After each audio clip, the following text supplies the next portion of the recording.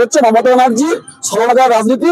আগামী 26 সালে বিজেপি ক্ষমতায় আসবে, আমরা 1 মাসের মধ্যে ওই ব্রিজের শিলান্যাস করবো।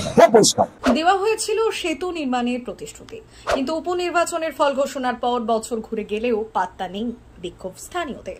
ঘটনাটি বাগদার সিন্দ্রানী গ্রাম পঞ্চায়েতের। কথা ছিল উপনির্বাচনের ফল ঘোষণার 7 দিনের মধ্যে সেতু সংস্কার করে দেওয়া হবে। 7 দিন তো দূরস্থ, গোটা একটা বছর কেটে গেলেও সে কাজে কোনো হাতই পড়েনি, এমনকি দেখা মেলেনি নেতাদেরও। ইতিমধ্যেই পথ দিয়ে পারাপার করতে গিয়ে বাঁশের কাঠের সেতু ভেঙে 2 জন জখম হয়েছে, যার পরিপ্রেক্ষিতে এবার রাস্তা অবরোধ করে বিক্ষোভ দেখাতে শুরু করেছেন বাসিন্দারা। প্রত্যেকবার এই মিডিয়া ভাইরা আসে এবং এদের মাধ্যমে আমরা সরকারকে বা উপরের লোককে বলা হয় যে আমাদের এই ব্রিজটার ব্যবস্থা করে দেওয়া, কিন্তু ওরা কোনো প্রতিশ্রুতি দিয়ে কিন্তু প্রতিশ্রুতি রাখে না। সেজন্য আপনাদের মাধ্যমে এই মিডিয়া ভাইদের মাধ্যমে আমি মুখ্যমন্ত্রীকে আবেদন জানাচ্ছি, আপনার কান পর্যন্ত এই ভিডিওটা বা এই জিনিসটা যাক, আপনি দয়া করে আমাদের ব্রিজটা করার ব্যবস্থা করুন। আমার মেয়ে প্রত্যেকটা দিন 3-3বার 4বার স্কুলে আসে, পড়তে যায়, কিন্তু কি করবে? এই যে রাস্তার পরিস্থিতি, ব্রিজের পরিস্থিতি, কতটা ঘুরে আসা তো সম্ভব নয় আমাদের পক্ষে। আমরা এখন অবরোধ করছি, এই অবরোধে যদি রাস্তা কোনো মীমাংসা না হয় আমরা অনশনে বসবো। বাগদার সিন্দ্রানী গ্রাম পঞ্চায়েতের বনগা দত্তপুলিয়া সড়ক অবরোধ করে বিক্ষোভ স্থানীয়দের। বাগদা উপনির্বাচনের আগে জেলা পরিষদের সভাধিপতি নারায়ণ গোস্বামী প্রতিশ্রুতি দিয়েছিলেন ভোটের ফল বেরোনোর 7 দিনের মধ্যেই কাজ শুরু করা হবে। তারা বলেছিলেন উপনির্বাচনে বিধায়কের আসনে তৃণমূল প্রার্থী মধুপর্ণা ঠাকুর যদি জয়ী হয় তাহলে ফলাফল বেরোনোর 7 দিনের মাথায় ব্রিজের কাজ শুরু হয়ে যাবে। কিন্তু কোথায় কাজ? অভিযোগ উঠেছে ভোট মিটে গেলে তৃণমূল প্রার্থী মধুপর্ণা ঠাকুর জয়লাভ করে গেলেও ব্রিজ নির্মাণের কোনো কাজই করেননি নেতারা।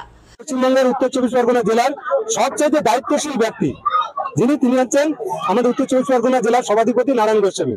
তিনি উপনির্বাচনের সময় মধুপর্ণা ঠাকুরের বেলায় এসে বলল, তোমরা ভোট দাও, জিতিয়ে দাও, আমরা 13 তারিখে রেজাল্ট বেরোবে, 20 তারিখে কাজ শুরু করবো। যদি না করতে পারি, এই নারায়ণ গোস্বামী কলমে উত্তর 24 পরগনা জেলার মুখ্যমন্ত্রী এমন ভাষা দিয়ে বললেন যে আমরা ব্রিজ করতে না পারলে 20 তারিখের ভিতরে শুরু যদি না করি, তোমরা আমাদের গলায় জুতোর মালা পরিয়ে দেবেন।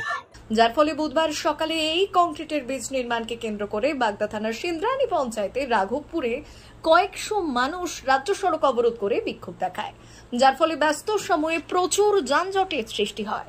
এটা কখনোই আমরা সবাই জানি 7 দিনের মধ্যে একটা কংক্রিট ব্রিজ করা সম্ভব না। এটা কিভাবে বলেছে, কে শুনেছে আমরা জানি না। বলে আমি বলে নারায়ণবাবু যখন আসে, আমি তখন ছিলাম, 7 দিনের মধ্যে ব্রিজ কমপ্লিট করতে হবে এরকম কথা হয়নি। 7 দিন পরে শুরু হবে না, শুরু হয় বলতে উনি যে ব্রিজের যা বহর রয়েছে তাতে জেলা পরিষদের টাকাই সম্ভব না। ওনার সাথে আমার ফোনেও কথা আছে, এখনো ফোনে শুনলেন, বললেন উনি আমাদের জেলা পরিষদের সম্ভব না, আমরা ইরিগেশন ডিপার্টমেন্টে পাঠিয়েছি। ওনাদের ইঞ্জিনিয়ার অলরেডি এখানে এসেছিলেন দেখতে, সরজমিনে তদন্ত করতে, দেখে গিয়েছে সিস্টেমের টাইম লাগবে। হবে কি ব্রিজ হবে, ব্রিজ হবে, এটুকু আমার মানে 100% শিওর আছে। দেখুন, এই রাঘবপুরের ব্রিজটা নিয়ে 15 বছর ধরে নাটক চলছে। 15 বছর ধরে উপেনবাবুর থেকে শুরু করে নিয়ে বর্তমান যিনি এমএলএ আছেন এই অব্দি নাটক। এরা ভোটের আগে ললিপপ দেখায়, জেলা পরিষদের সভাধিপতি নারায়ণ বাবু এসে বললো ভোটের জেতার ঠিক 7 দিনের মধ্যে শুরু হবে। আবার ভোট চলে আসছে, আবার আসবে, এবার বলবে ঠিক 5 দিনের মধ্যে শুরু হবে।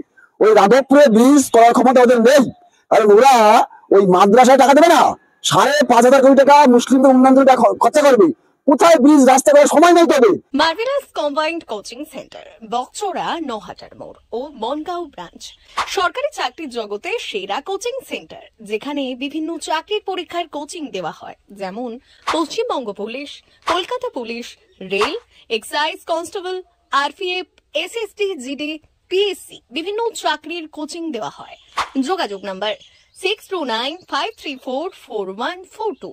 এখনো পর্যন্ত এখান থেকে 160 জন ছেলে মেয়ে তারও বেশি সফল হয়েছে। Teacher Prabhas Ghosh. Bureau report, Bhubangram সংবাদ।